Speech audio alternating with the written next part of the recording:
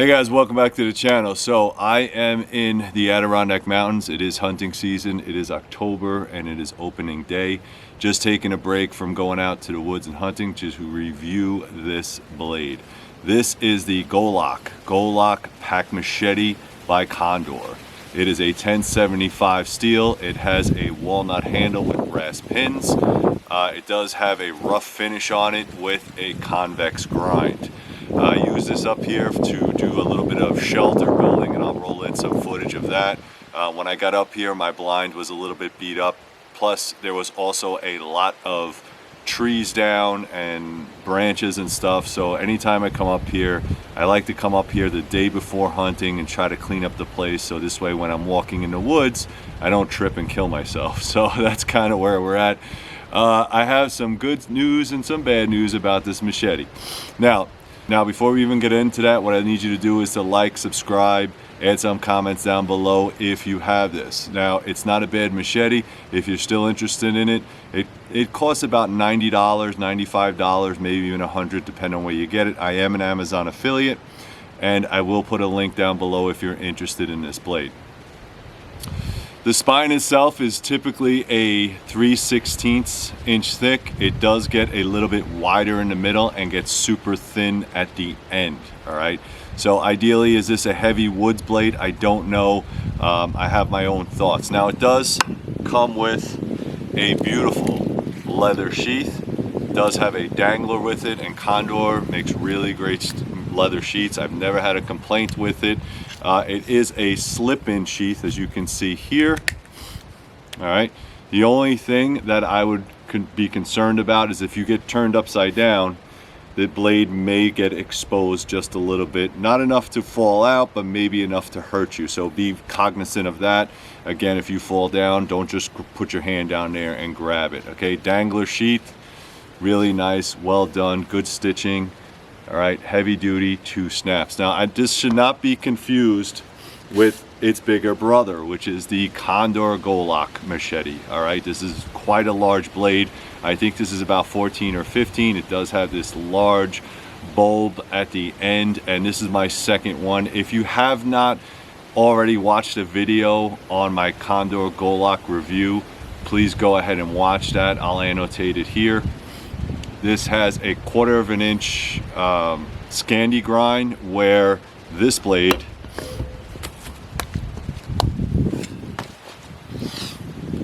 has a 1/4 inch Scandi grind, where this blade is more of a convex grind. All right, completely different grind, different styles, different sizes. So again, after using this in the woods a little bit, I just want to give you a little bit more splitting capability. So I have my stump of truth set up over here. We're going to do some splitting, some batoning, that kind of thing, and then I'll give you my final thoughts.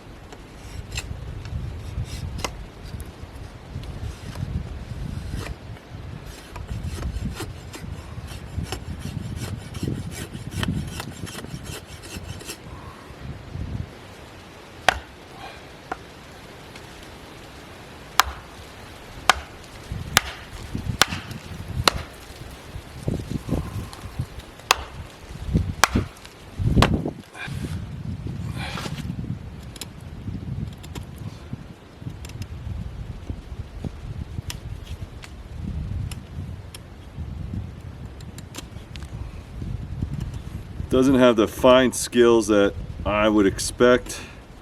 It is a smaller machete, but I would not call this a knife. That convex grind is going to be a little bit of a problem if you want to do those types of cuts or feather sticks. It just doesn't have the edge geometry. Getting a little bit of feather sticks, but again, this is dry seasoned wood. I got it from here in the forest. It's going to be a little bit difficult. All right, let's go back up top.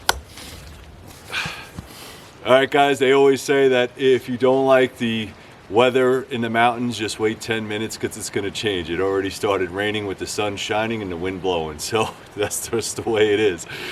All right, guys, so what do I like about this? I like that it's compact. I like that it is a 10-inch blade and it will do small camp chores. All right, the handle is very, very robust. It is a round handle. It's a very large round handle. Does have a lanyard hole in the back, so if you wanted to, you could really grip that even with gloves on, which is very nice. The same thing I always have with the bigger brother and also with Condor blades is the edge geometry. All right, it just doesn't do everything very well. It splits well. It doesn't do feather sticks very well. The weight on this machete is towards the center where it should be towards the edge. Again, if it's a lightweight machete, no big deal for light jungle vines and that kind of things, twigs and stuff like that. But for the heavy wooded area, it's a no-go. The weight needs to be up top, so when you're swinging down on that log or heavy timber, that it will actually bite in. Again, 1075 steel, but it will dull quicker. This does still have an edge on it, even though I've been beating it up. But I found it a little bit difficult to control with this big round handle. Now, I said I did like the handle, which I did, but what happens is if you don't have a good enough grip on it and that piece of wood hits inside, it'll twist on you, okay? So I found it constantly twisting in my hand. I had to loosen up the grip a little bit and kind of do a whipping motion. With the whipping motion, it actually works pretty well. Again, this is a very lightweight machete, even though it looks very thick. It is deceiving. I would use this. I would definitely reprofile the edge more to my liking. I want a thinner edge, not this big fat edge. It usually machetes have a sweet spot on them, all right, sort of like a baseball where it's like maybe a couple inches down from the top. This doesn't seem to have a sweet spot, all right, just because of its size, all right, because it's only 10 inches. If you cut too much here, maybe you're hitting, but you're not using the whole bulk of the blade. If you hit back here, now you're just muscling it, all right. The whole point of this tool is so that you don't tire yourself out while you're using it, getting the cuts that you need. If the weight is too centered, then that's all you're doing is muscling it, all right. So I think the geometry on where the weight is and the grind fights against you. So would I buy this machete for $100? Yeah, I think if you live in a environment that's maybe not as heavily wooded, then yeah, maybe a lightweight machete in the jungle, probably a really good idea, especially one that's built like a tank, and this thing is built like a tank. For here, what I'm going to do, and what I always do with my Condor machetes, is reprofile the grind. Now, you spent $100 on a knife. Do you really want to reprofile the grind? That's completely up to you. Again, on its bigger brother, what I liked about this machete is that yes, it is well balanced. It does have a little bit meat up front, but it's long enough to have that sweet spot. Okay, the only thing I didn't like about it was that now you gave me 1/4 of an inch thick. Okay, so make up your mind. This is the pack Golok with a full convex grind, and this is the bigger brother Golok with a 1/4 of an inch Scandi grind. Make up your mind. Maybe they're stepchildren. I don't know. I'm assuming that the Golok style would be with this large sweeping tip. I guess that's the point.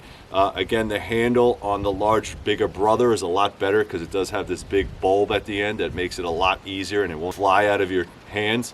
And ideally, I believe the 1/4 of an inch Scandi grind is to let chips fly, which is great in a nice, heavy, warm environment, but in a cold, frozen tundra, it's going to be a little rough, especially 1075.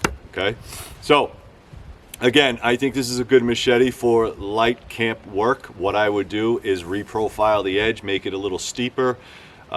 You could actually see on this machete, maybe not too closely, that all it is just 45 convex. You need to bring the convex edge up further, not just sand it to make it look good, but actually bring the convex and make it a deeper cut. I would also advise that, yes, although this is a handy Golok, I would like to see a little bit larger. All right, I think that I understand the concept of it. I understand it's a good camp knife. It does fit comfortably on the waist. It's not too heavy, so that part was good. Again, just make sure it doesn't slip out. But ideally, for $100, you really got to get better at grinding these things, or at least grind them for a more general purpose. All right, guys, thank you very much. I hope you enjoyed this video. Please like, subscribe, add all the comments down below. If you like videos like this, please go to Patreon. Patreon only costs you $1 a month, and you can watch videos like this before anybody else. All right, so check out my Patreon. I'll put the links down below for this machete, this Golok pack machete. If you are interested, you can get them on Amazon.com. And thank you very much, guys. As always, stay safe.